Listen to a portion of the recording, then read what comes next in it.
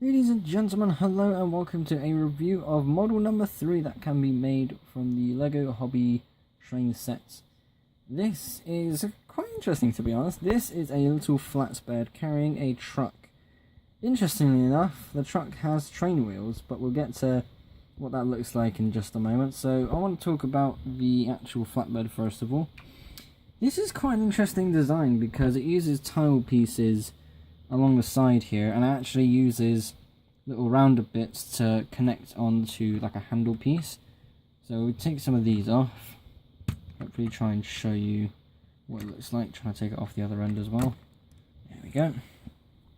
So we have a combination of different tile pieces that are just connected together using some more flats, and it has these little round bits on the end there to connect to, let me try and find one, there we are.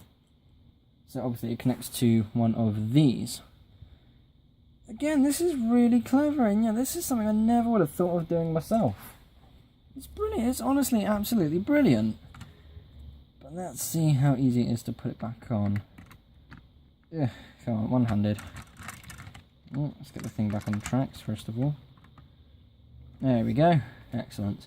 It's very wide though, I mean obviously the base is used and it is 6 wide. You know, it goes out to about 8 studs wide maybe. Very chunky though, in terms of, again, space and width. But it looks really good. I do like this. If you take it off and have a look underneath, we do have some more details in the middle as well.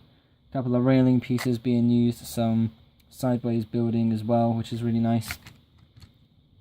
Only using 4 of the wheel pieces, which is quite the something, because it allows me to use those for other models. Let's get that one out of the way and have a look at the track, shall we? So this is actually really cool. I like this. It's got a nice little detail thing going on there with the fronts, with the bumper that is. You can get into the back as well, so you can put some more things in there if you want to. Again, it has train wheels, so it can actually go on the tracks. Very interesting indeed. I don't think it's supposed to have, you know, train wheels, but I don't think they put in some like car wheels just because, you know, it's a train set and you're rather used to train wheels. Besides, you know, why not? You know, have some little truck going along the tracks, it'd be quite interesting. The roof and the kind of the walls as well kind of just slides off, so you can put a minifigure in there if you wanted to.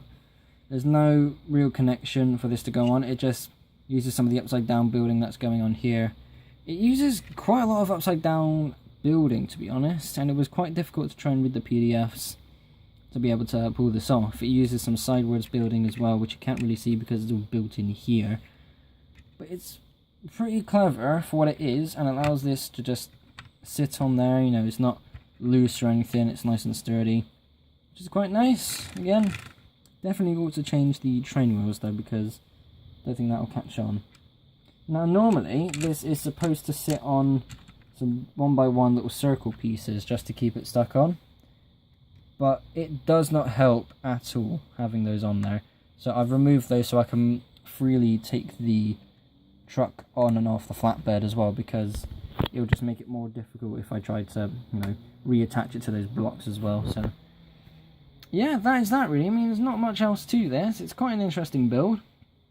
One of the more better ones out of the lot, I'd say, because of how many different parts there are. Obviously we've got the truck is one thing and the flatbed is another. Interesting technique, I like that. So yeah, that's that. Interesting model. Time to move on to number 4. So thank you for watching. Be sure to like and subscribe if you haven't already. I will see you all in the next episode. Bye bye.